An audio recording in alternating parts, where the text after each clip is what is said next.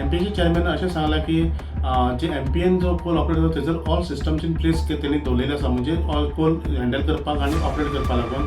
तशेंच पोर्ट हो major port आसा डेव्हलपमेंटा खातीर, आनी जो रॉ डस्ट आसा पळय तो जास्त प्रमाणात कोलाचो पोल्युशन जायना अशें तेणी म्हटलेलें आसा.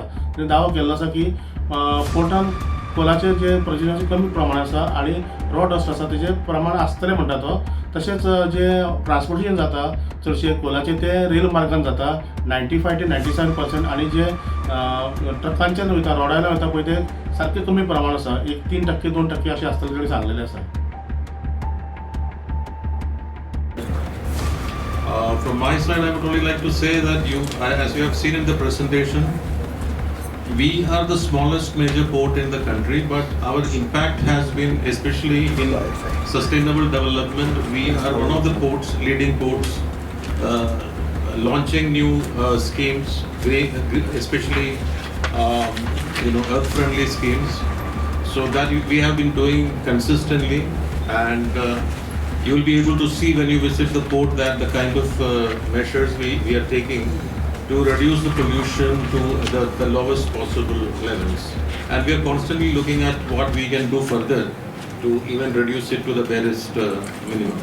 So it's open to you to ask me about the coal, and then I'll talk about coal more. So today if you see in the country, in India, I think India is the 5th largest reserve for coal. 5th largest reserve in the world for coal. Then the question comes, should we use this large reserve for our development or not? So the question is whether we should use this large reserve available in the country for our development or not. Today I think you are aware, you are all from the media, you are aware that the government has also taken a stand. If all the developing countries have taken a stand, including South Africa, that if we have a large coal reserve, we should use it for power generation. So today, as of now, in India, I think 73% of the power generation is from coal. So this 73%, so today if we, in 24 hours, the power supply in our house, 73%, that is 18% of the power supply in a day is coming out of coal. So this is one thing we need to understand. Even South Africa it is 83%. Even the most developed country, US, it is 19%. Japan, it is around 30%. So when we speak about reducing the fossil fuel, etc., yes, we have to reduce. But the first question is whether a country should use its reserve for its development. When we have an Amrit Kal vision of 2047, the country has also taken a stand. Yes, we need to use our coal for the power generation. Then the question comes, and why are we importing coal? We are importing coal because our country's reserve is mostly non-coking coal, which is low-grade, thermal coal. Our requirement is for steel, etc. Our requirement is coking coal and high-grade thermal coal. Where is this coking coal going? The coking coal is being used for steel manufacturing. The steel gets exported, steel gets consumed in the domestic market.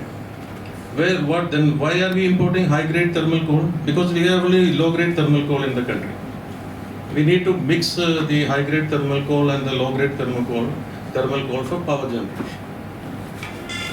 So if you ask me how many power plants are in the country which is based on coal, I think over 200.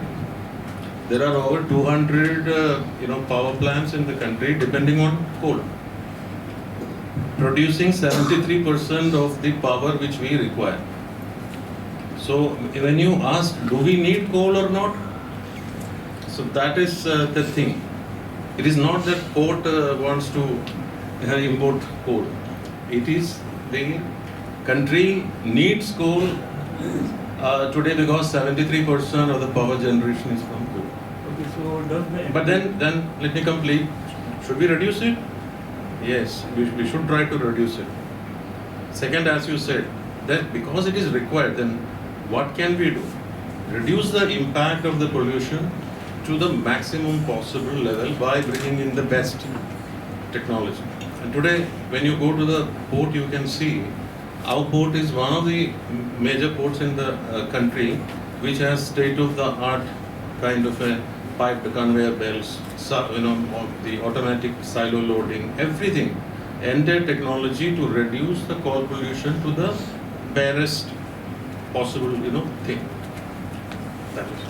So the MPT plans to reduce the coal handling or something? Is there any plans or to increase? Again, what is the port's role in the?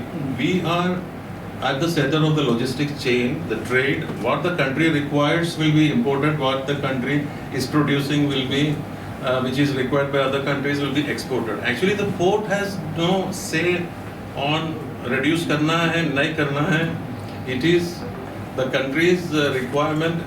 I would like to personally export jasmine flowers, but then, but then it may not be kind of possible because I don't decide. Deputy Chairman, none of us decide what is to be exported and imported. It is the trade which decides. We as a port have to facilitate that export-import process.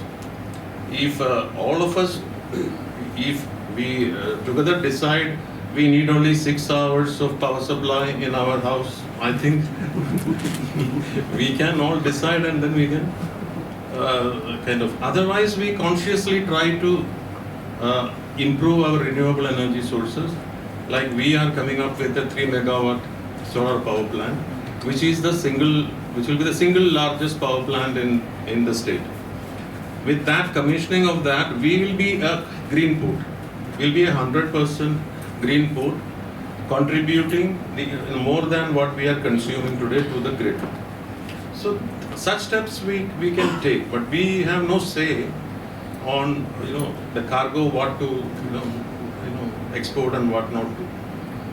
And sir, another thing about the green port, have you set certain time limit to be 100% or something? Have you set any time, if any? So how much percentage has been completed on the green port initiative? Okay. See, green port, when we say it is there in your presentation, we must be the no. Again, the question is the same thing. So we had done a study under the IIT Mumbai of the dust pollution and air pollution in this area. I'm not saying that the coal will not pollute, but even in the study it was came out that mostly it is the road dust and the biofuel, the biomass burning, which is contributing to the pollution than the port pollution. So obviously I'm not saying that port is not polluting, but port is not the major polluter. That is the study which was done on the insistence of the Goa Pollution Board, also showed that the road dust and this biomass burning are the major sources of pollution. So what all measures MPA has taken to control this dust pollution or? Yeah, I think most of it will, when you go down to the port, you will see that we have all these systems, the mist cannons and all the dust suppression systems. Why we have invested 4 crore on a project, a pipeline project, is with the SIDCGL is we are bringing that much water, the treated water into the port, the 100% for the dust suppression things. Then you today I think the silo loading, probably they may not be able to see today the silo loading, but the way the coal is handled and it is conveyed to the conveyor belt and it is loaded, you will see that there is very, very less chance of kind of polluting. Whether the finer dust will come up, again Adani, when you go to Adani today, they will explain, they are also coming up with some kind of measures whereby they will put a filament over the coal stack. There is some chemical which can be mixed with water, and if it is sprayed, it will form a kind of a small cover over the stacks of coal. So all these measures are being taken, and you will, I think you will be able to see and appreciate what are the measures which we are taking to reduce the pollution. And as you have seen from the presentation, and if you look at that ambient air quality readings, you will see that it is much less than what is permitted. So, With it. also dome is also coming. Yeah, the JSW, that is SWPL, they are coming out with the dome, which you will see now when you go. They have already invested around 160 crore, and the dome structure is complete. It will be the structure will be completed by the end of February. So that dome is already in place. And Adani is also taking other, depending on the latest technologies, they are also putting some measures in place to kind of reduce it. Sir, Which has done a baseline emission study. So today we are aware of that we are emitting, our carbon footprint is around 32,400 tons or something per year, isn't it? Yes. Per year. So how can we reduce it? It has scope 1, scope 2, scope 3. Scope 1 is the direct emission by the port. This is totally under our control, so that we are definitely achieving it, I think within 1 or 2 years. Definitely before 2027, 28, because it's basically the harbor mobile cranes, etc. we use. So the HMCs which we are going to get installed through the PPP operator, it's a hybrid kind of a mobile crane. So they need not use diesel, they can use electricity. And because we will be contributing more through the solar power, so that will get a kind of balance. Then we have the scope 2. Scope 2 is the electricity which we use. So by the solar power plant, that will have further reduction in the carbon footprint there. Scope 3 is our stakeholders, the trucks moving into our. So there, as we have shown in the presentation, the World Bank has selected us one among the 3 ports, along with Mumbai, Paradip and Paradip ports. We are one of the 3 ports selected by the World Bank under the project greening of ports. So they have already, come and discuss with all the stakeholders, including the truck operators, everybody who is doing business with the port. How can we further reduce the carbon emissions? So it's a long journey. Some of the targets we have achieved already, like the green cover, 33% of that target is of 2030. We are already there. So it's a long journey, as all of you know. But slowly we will achieve it. So my last question is the tourism being